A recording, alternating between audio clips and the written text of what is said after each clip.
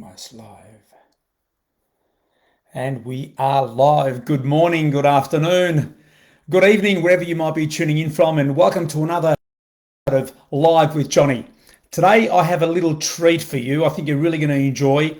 Today I'm going to be giving you 6 simple but extremely powerful questions for you to ask your prospect at the end of any type of presentation. After a Zoom meeting, after a business opportunity presentation, after they see a video you sent them, after a three-way call, it doesn't matter, any one of these, right? You ask these questions. Okay, now, if we're meeting for the first time, my name's Johnny Demos. I'm the founder of johnnydemos.com, and I help today's digital network marketer build their dream business online by attracting their perfect prospect, using some unique social media strategies that work, okay? Basically teaching how to get away from the old school building methods of, chasing friends and family and being all sleazy to attracting your perfect prospect straight to you. Now, if you're tuning in live or maybe catching the replay later, please make sure you say "G'day, Johnny" in the comments. Let me know that you're here, okay? So I can come around later and give you a little shout out. Okay, so the 6 powerful questions that you must ask your prospect after any kind of presentation, or after they watch a video, or you do a three-way call, whatever it is. Okay, these are questions that I learned from Eric Worre himself. They've been tried, they've been tested for years, and they're fantastic. Okay, they're that good. I had to share them with you. I think you're going to enjoy. Okay, and I told you, anything that I find out out there that I see that I think is amazing and worth sharing, I'm going to share it with you right here. Okay, now, so here are the magic questions.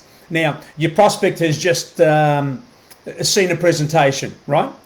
Number 1 question: what did you like best, based on what you just saw, right? What did you like best? One of the most powerful questions to ask. Okay, it's simple. Most people make the mistake of asking, "What did you think?" Right? Now that's a bad mistake. You're asking for trouble with a question of "What did you think?" You're opening it up for all sorts of responses, and possibly negative ones too, right? So, what did you like best? All right. Now, question 2: on a scale of 1 to 10, based on what you've just seen, where are you? 1 being, 0 interest, and 10 being you're ready to get started straight away. Great question, isn't it? And you'll end up with a lot of responses, probably around 5 or 6, right? Nobody's going to give you a 10. They don't want to make it too easy for you. Okay, so 5 or 6 is usually a pretty popular answer. But really, and of course, anything 7 and above, they're going to be joining you straight away. Okay, but to be honest, anything higher than a 1 is really a positive response, isn't it? Okay, if 1 was 0 interest and we told them that at the start, then anything over that means that there's something there. If they give you a 2, it's there's some sort of interest there, right? But they're maybe a little bit skeptical, so it might just take a little bit longer, and that's no problem. So on a scale of 1 to 10, where are you? Get a temperature reading, okay?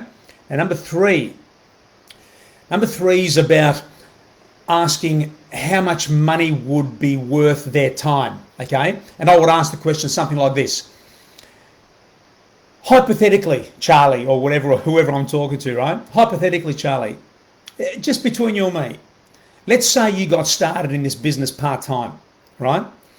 How much would you need to be earning per month in order to make this worth your time? Very powerful question, especially the worth your time bit, right? Now, at this point, you just want a number, whatever it might be, $1,000 a month, $2,000 a month, whatever number they give you, it doesn't matter. Now, let's say they give you an answer of $1,000 per month, right? This is how you respond with question 4. Now, Charlie, how many hours per week, realistically, could you commit to developing that $1,000 monthly income, right? how many hours per week, realistically, could you commit to developing that $1,000 monthly income? Now, let's say they respond with, say, 10 hours per week, which is pretty common, 5 to 10 hours a week. Let's say they say 10, right?